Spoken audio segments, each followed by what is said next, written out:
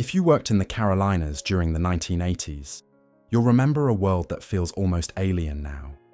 You'll remember the smell of cigarette smoke hanging thick in every office, the sound of typewriters clacking through open doors, and that peculiar mixture of optimism and uncertainty that defined an entire decade. This wasn't just a different era of work. It was a completely different universe. And if you lived through it, these memories will transport you straight back to a time when everything was changing, yet somehow standing perfectly still. The morning commute in the 1980s, Carolina meant something entirely different from today's gridlocked highways filled with distracted drivers staring at phones. Your radio crackled with the morning DJ spinning Madonna, Prince, or maybe some local country station if you were heading into the smaller towns. The roads weren't clogged with endless SUVs and delivery trucks. Instead, you'd see pickup trucks with actual tools in the back, station wagons packed with families, and the occasional Cadillac that someone's boss drove to show they'd made it. Gas stations still had attendants who would pump your fuel, check your oil, and clean your windshield without you even asking. Full service wasn't a luxury, it was just how things worked. Walking into your workplace meant entering a cloud of tobacco smoke that would make today's health inspectors faint. Everyone smoked everywhere: conference rooms, cubicles, the break room, even the elevators. Ashtrays sat on every desk like standard office equipment, right next to the stapler and the coffee mug that never quite got clean. Your clothes would reek by lunchtime, and nobody thought twice about it. Non-smoking sections didn't exist because the concept seemed absurd. The idea that smoking could be banned indoors was as foreign as suggesting people might one day carry computers in their pockets. Office culture moved at a completely different pace. Meetings started when people showed up, not precisely at the scheduled minute. Deadlines were suggestions rather than gospel. If something needed to get done urgently, you'd walk over to someone's desk and have a conversation instead of firing off 17 emails. The phrase work-life balance hadn't been invented yet, because work and life existed in separate universes that rarely collided. When you left the office at 5:30, you were truly gone until 8 the next morning. The technology that surrounded Carolina workers in the 80s would seem medieval today. Computers were massive beige boxes that took 5 minutes to boot up and could barely handle word processing. Most offices still relied heavily on typewriters, carbon paper, and filing cabinets stuffed with manila folders. If you needed to communicate with someone across the country, you either called them or sent a letter that would arrive in 3 to 5 business days. Overnight delivery was revolutionary and expensive, reserved for truly critical documents. The internet existed in university labs, but nobody imagined it would ever matter to regular working people. Dress codes were rigid and non-negotiable. Men wore suits or at minimum dress shirts with ties, even in the sweltering Carolina humidity. Women navigated complex rules about skirt lengths, appropriate colors, and whether pantsuits were acceptable in their particular workplace. Casual Friday hadn't been invented yet. The idea of wearing jeans to work was as shocking as showing up naked. Even factory workers and construction crews dressed more formally than today's office workers. Your appearance was considered a direct reflection of your professionalism and your respect for your employer. The economic landscape of the Carolinas was shifting dramatically during this decade. Traditional tobacco and textile industries that had defined the region for generations were beginning their slow decline, though nobody wanted to admit it yet. New industries were creeping in, bringing different types of jobs and workers from other parts of the country. Banking was exploding in Charlotte, transforming it from a sleepy southern city into something that aspired to rival Atlanta or Richmond. Research Triangle Park in North Carolina was attracting technology companies and pharmaceutical giants, creating entirely new categories of employment that required college degrees and specialized skills. But underneath all this change, the old Carolina way of doing business persisted. Relationships mattered more than credentials.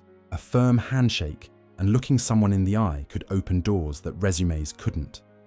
Business was still conducted over long lunches at the local diner or country club, where deals were struck between the appetizer and the main course. Your word was your bond, and breaking it meant professional exile in a region where everybody knew everybody else's business. The social dynamics of Carolina workplaces reflected the broader cultural tensions of the decade. Integration was legally mandated but socially complicated. Women were entering professional roles in unprecedented numbers, challenging traditional hierarchies and creating friction that nobody quite knew how to address. Old boys networks operated openly, and climbing the corporate ladder often meant navigating unspoken rules that had nothing to do with job performance. These workplaces operated on rhythms that matched the broader pace of Southern life. Business slowed down in the heat of summer afternoons. People actually took lunch hours, often stretching them into hour-and-a-half conversations at local establishments where the sweet tea was always fresh and the gossip was always current. Manufacturing jobs were the backbone of Carolina employment, and walking into any textile mill or furniture factory meant stepping into a world of deafening noise and relentless rhythm. The machines never stopped, and neither did the workers who tended them. Shift changes happened at precisely the same time every day, creating small traffic jams as hundreds of workers poured out of factory gates while their replacements streamed in. The parking lots were filled with American-made cars and trucks. Many of them bought new because steady factory work still paid well enough to afford such luxuries. Inside these factories, the hierarchy was clear and rarely questioned. Supervisors wore white shirts and carried clipboards, while floor workers wore company-issued uniforms that bore their first names, embroidered on chest pockets. Everyone knew their place, and stepping outside those boundaries could cost you your job in a region where good factory work wasn't easy to find. Safety regulations existed but were often viewed as suggestions rather than requirements. Hard hats and safety glasses were common, but the idea that every workplace accident was preventable hadn't taken hold yet. The textile mills that dotted the Carolina landscape employed entire families across multiple generations. Grandparents, parents, and children often worked for the same company, creating dynasties of mill workers whose entire social lives revolved around their employer. Company picnics were major community events, complete with barbecue, live music, and games for the children. These gatherings weren't just social occasions, but informal performance reviews where workers who showed proper company loyalty were noticed by management. Break rooms in these industrial workplaces served as information centers where news traveled faster than any official communication channel. Workers would gather around vending machines dispensing Coca-Cola in glass bottles and crackers that cost a quarter, sharing gossip about layoffs, promotions, and management changes. The coffee was always terrible, brewed in massive percolators that had seen better decades, but it was hot and strong enough to fuel the next shift. Banking and financial services were transforming Charlotte into something resembling a real city, attracting workers from across the region who dreamed of trading their factory uniforms for business suits. These newcomers brought different expectations about work culture, challenging the leisurely pace and relationship-based business practices that had defined Carolina commerce for generations. Downtown Charlotte was sprouting new office buildings, filled with people who used calculators instead of adding machines and spoke about quarterly projections instead of seasonal cycles. The insurance industry was also booming, creating vast offices filled with rows of desks where agents processed claims and policies using carbon paper and manual typewriters. These jobs required high school education and basic math skills, making them attractive alternatives to factory work for people who wanted to avoid the physical demands of manufacturing. The work was repetitive but clean, and the dress code made people feel professional, even when the pay wasn't dramatically better than factory wages. Small businesses throughout the Carolinas operated according to principles that would seem impossibly casual today. Inventory was tracked in handwritten ledgers, sales were recorded in receipt books with carbon copies, and customer relationships were maintained through personal knowledge rather than computer databases. Store owners knew their customers' names, their families, and their creditworthiness based on years of interaction rather than credit scores generated by distant computers.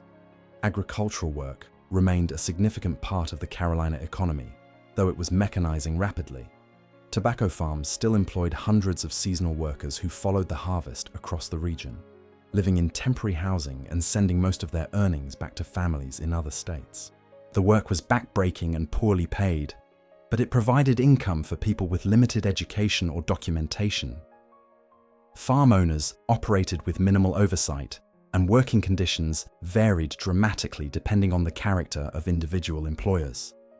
Construction was booming as new suburbs sprawled across the Carolina landscape, creating opportunities for skilled tradesmen who could command good wages without college degrees. These jobs required physical strength and technical knowledge, passed down through apprenticeships and family traditions. Construction crews started work at dawn to avoid the worst heat, and the job sites were entirely male domains where crude humor and casual prejudice were considered normal parts of workplace culture. The pace of change was accelerating, but most workers couldn't see it coming. Automation was beginning to eliminate jobs that had supported families for generations, though the impact wouldn't be fully understood for years. International competition was making Carolina manufactured goods less competitive, but the full consequences of globalization remained invisible to workers focused on their daily routines. Healthcare work was expanding as hospitals and medical practices grew more sophisticated, creating new categories of employment for people trained in specialized skills. These jobs offered stability and respectability, though the medical field remained rigidly hierarchical, with clear divisions between doctors, nurses, and support staff that rarely blurred. Looking back at the Carolina workplaces of the 1980s brings a flood of memories that feel both distant and immediate. The cigarette smoke, the typewriter clatter, the handshake deals, and the unhurried pace of Southern business created a work culture that's vanished completely. We gained efficiency and lost community. We gained technology and lost the art of conversation. We gained global reach and lost local roots that ran generations deep. If you worked in the Carolinas during that remarkable decade, these memories belong to you forever. The factory whistles, the company picnics, the 3 martini lunches, and that distinctive blend of old traditions meeting new possibilities. We witnessed the last gasps of an industrial age and the birth pangs of something entirely different. Those of us who lived through it carry stories that younger workers can barely comprehend. Tales of a time when work was simpler, relationships mattered more than metrics, and your word was still your bond. Give this video a thumbs up if these memories transported you back to those smoke-filled offices and factory floors. Share it with someone who remembers clocking in with actual time cards and conducting business over sweet tea. Subscribe for more journeys through the working world we've lost. Drop a comment telling us what you remember most about Carolina work life in the 80s. Until next time, hold those memories close, because that world isn't coming back.